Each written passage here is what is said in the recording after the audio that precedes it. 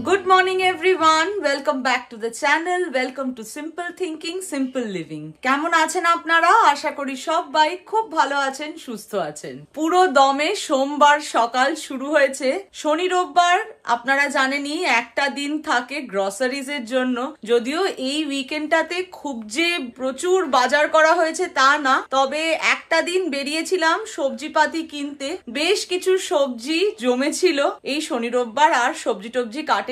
তবে গুড গার্লের মতো গতকাল রাত্রিবেলা মোচা আর থোর এই দুটো পরিষ্কার করে কেটে ফেটে রেডি করে রেখেছি সোমবার রান্না করব বলে। অরিত্র অফিস যাবে তাই সকাল সকাল রান্না বসিয়ে দিয়েছি। মুগ ডাল শুকনো খোলায় ভেজে সেদ্ধ বসিয়েছি, এদিকে ভাত বসিয়ে দিয়েছি।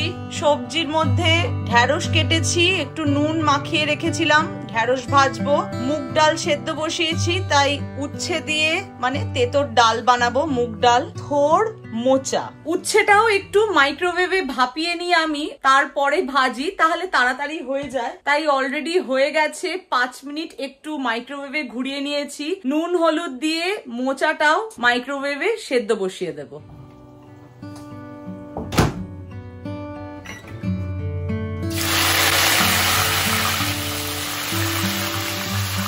জোর কদমে রান্না বান্না চলছে। ডালটা অলমোস্ট সেদ্ধ হয়ে গেছে, মোচাটা মাইক্রোওয়েভ থেকে বেরোবে। জানি না মোচাটা শেষ করতে পারবো কিনা। তবে সেকেন্ড লট ঢ্যাঁড়স ভাজা চলছে, এরপরেই উচ্ছে দিয়ে ডালটা বসিয়ে দেব।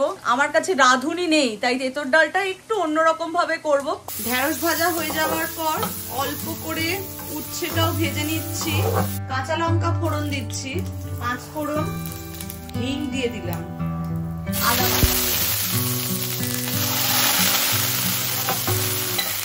আদাটা যেই একটু ভাজা ভাজা হয়ে যাবে, এবার সেদ্ধ করে রাখা ডাল অ্যাড করে দিলাম। তাড়াহুড়োতে কড়াইটা এত বেশি গরম হয়ে গেছিল, আদাটা ছিটলো ভালোভাবে। একটু মুছে দিই, গরম অবস্থায় মুছে দিলে বেশি খাটনি হয় না, পরে পরিষ্কার করে দিলেই হয়ে যায়, তো দাগ পড়ে যায় অনেক সময়। নুন হলুদ দিয়েই ডালটা সেদ্ধ করেছি। ডালটা যেই ফুটতে শুরু করলো, এবার ভেজে রাখা উচ্ছেটাও দিয়ে দিলাম। খুব সামান্য একটু ঘি দিয়ে দিচ্ছি ফ্লেভারের জন্য। ফুটে গেলে নামিয়ে নেবো।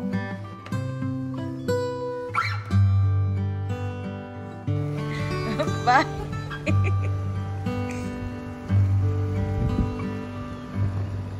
লাঞ্চ পর্ব দুজনেরই শেষ। অরিত্র খেয়ে বেরিয়ে যাওয়ার পর আমিও ভাবলাম লাঞ্চটা করেই নি। আজকে পুরোটাই ভেজের ওপর দিয়েই চলছে। এখনো কলার বিভিন্ন অংশ দিয়ে রান্না হবে। মোচা আর থোর দুটোই নুন হলুদ দিয়ে ভাপিয়ে নিয়েছি। দুটোরই ঘন্ট বানাবো, মোচার ঘন্ট আর থোর ঘন্ট। হতে বেশিক্ষণ লাগবে না, আধ ঘন্টার মধ্যেই দুটো হয়ে যাবে। কড়াইটা জল দিয়ে ধুয়ে নিয়ে আবার গরম বসিয়ে দিয়েছি। রান্নাটা সেরে ফেলি এবার। কড়াইটা একটু গরম হতে অল্প একটু সরষের তেল দিয়ে দিচ্ছি। তেলটা একটু গরম হতে তেজপাতা, শুকনো লঙ্কা দিয়ে দিলাম, অল্প একটু গোটা জিরে অ্যাড করে দিলাম। প্রথমে বানাচ্ছি থোর ঘন্ট। চিড়ে রাখা কাঁচা লঙ্কাও অ্যাড করে দিলাম। লম্বা করে আলু কেটে রেখেছি, একটা ছোট আলু দিয়ে দিলাম। আজকে থোর ঘন্টটা 3 ধরনের বাদাম দিয়ে করব। কাঠবাদাম, চিনে বাদাম আর কাজু বাদাম নিয়ে নিয়েছি। আলুর সাথে বাদামগুলোও একটু ভেজে নেব। আলু আর বাদামগুলো যখন অল্প একটু ভাজা ভাজা হয়ে যাবে, এবার গুঁড়ো মশলা অ্যাড করে দিচ্ছি। অল্প একটু জিরে গুঁড়ো, স্বাদ মতো নুন, অল্প একটু হলুদ গুঁড়ো, খুব সামান্য একটু আদা বাটা দিয়ে দিলাম। সবকিছু ভালোভাবে মিশিয়ে নিচ্ছি। সামান্য একটু জল অ্যাড করে দিচ্ছি যাতে মশলাটা পুড়ে না যায়। সেদ্ধ করে রাখা থোরটা দিয়ে দিলাম। থোরটা মাইক্রোওয়েভে ভাপিয়ে নিয়ে একটু চটকে নিয়েছি। এই রান্নাটা একটু মিষ্টি মিষ্টি হয়, তাই অল্প একটু চিনি দিয়ে দিলাম। একটু ঢাকা দিয়ে রান্না করে নেব যাতে মজে যায় আর পুরোটা ভালোভাবে মাখা মাখা হয়ে যায়।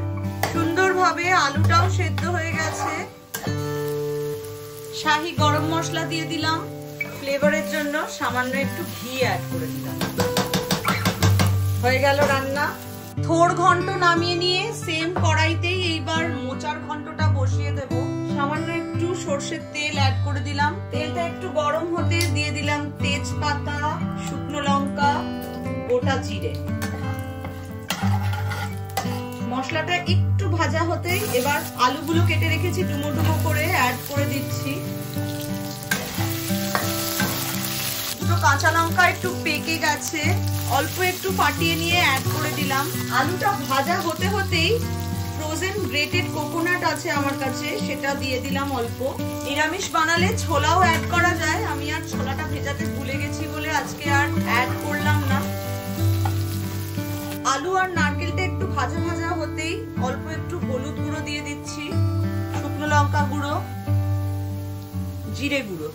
মশলাটা যাতে পুড়ে না যায় অল্প একটু জল অ্যাড করে দিলাম, অল্প একটু নুন দিয়ে দিলাম। 2 মিনিট ঢেকে রান্না করব যাতে আলুটা একটু সেদ্ধ হয়ে যায়। আলুটা আর একটু সেদ্ধ হবে।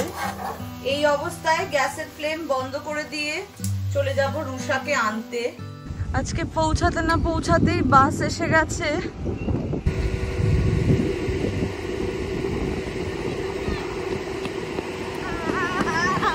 হাই, পা ব্যথা ঠিক আছে? পা ব্যথা ঠিক আছে? টিফিন খেয়েছো? জলটা হারিয়ে গেছে। জলটা হারিয়েই গেল? জল কে নিয়ে নিল? তো আমি রেখে দিয়েছিলাম, তারপর আমি আসলাম যখন দেখতে ছিল না, but I got a chance in iPhone. 5 মিনিটের হের ফেরে মোচাটা অর্ধেক হয়ে দাঁড়িয়ে আছে।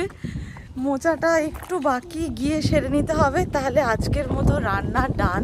এরপর একটা বিশাল কাজ আছে পাতা ফাতা নিয়ে, সেটা আপনাদের সাথে শেয়ার তো করবই, কিন্তু তার আগে স্নান করব। স্নানটা হয়নি আজকে। আজকে খুব সুন্দর একটা রোদ ঝলমলে দিন, খুব একটা ঠান্ডাও নেই, তবে খুব উইন্ডি, মানে খুব হাওয়া দিচ্ছে।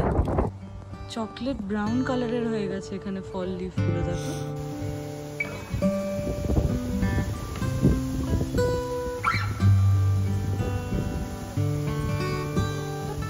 না পড়েনি, আমি একদম ফ্লেম বন্ধ করে রেখে গেছিলাম, অল্প একটু জল দিয়ে গেছিলাম আলুতে, ঢাকা দিয়ে গেছি। আলুটা অনেকটা সেদ্ধও হয়ে গেছে, ফ্লেমটা একটু অন করে দিলাম। এবার সামান্য একটু জল দিয়ে ঢেকে গেছিলাম, ওই স্টিমেই আলুটা পুরো সেদ্ধ হয়ে গেছে।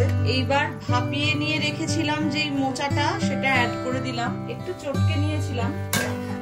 সবকিছু ভালোভাবে মিশিয়ে নিলাম, সামান্য একটু মিষ্টি অ্যাড করে দিলাম, মোচার বাটি ধোয়া জল দিয়ে দিলাম। আর কিছু করণীয় নেই, এবার ঢেকে দেব জলটা যাতে শুকিয়ে যায়। জলটা ভালোভাবে শুকিয়ে গেছে, লাস্ট ফিনিশিং দেব শাহি গরম মশলা, সামান্য একটু ঘি দিয়ে দিলাম। সবকিছু ভালোভাবে মিশিয়ে নিলাম, গ্যাসের ফ্লেম বন্ধ করে দিয়ে ঢাকা দিয়ে দিলাম।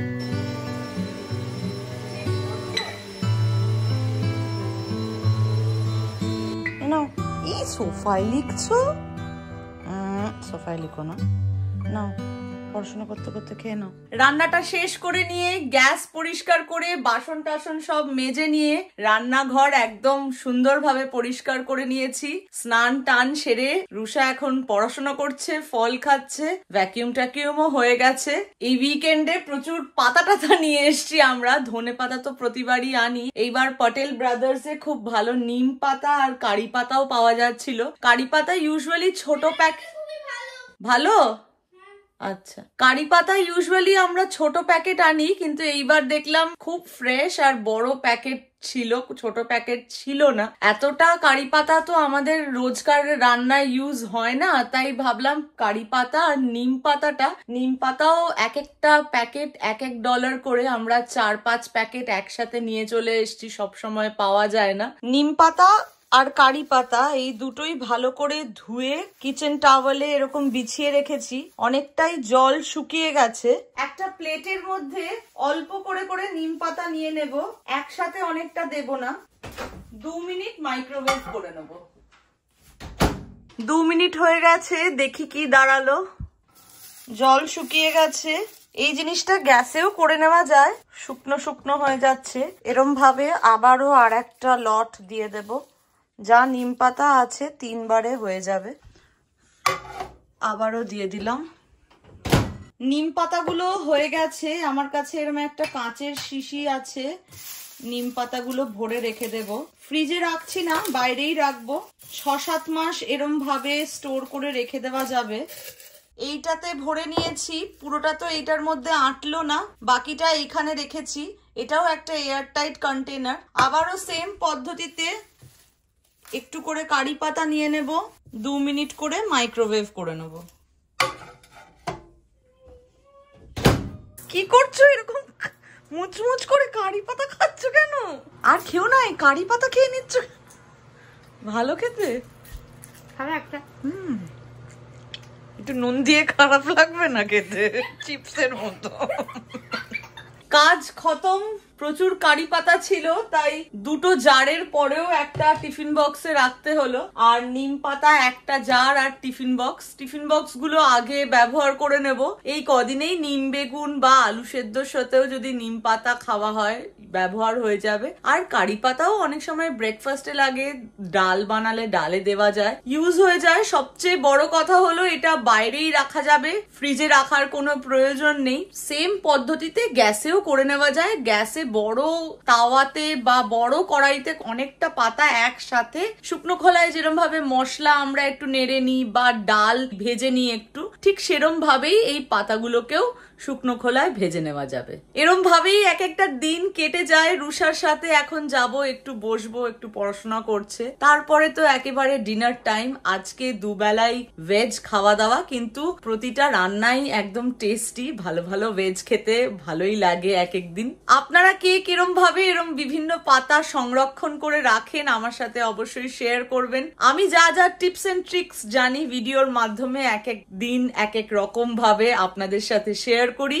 আশা করি আমার ভিডিওগুলো আপনাদের ভালো লাগে। যদি আজকের ভিডিওটাও ভালো লেগে থাকে তাহলে do like, share, comment and subscribe to simple thinking simple living. আবারও দেখা হবে খুব শিগগিরই একটা নতুন ভিডিওতে।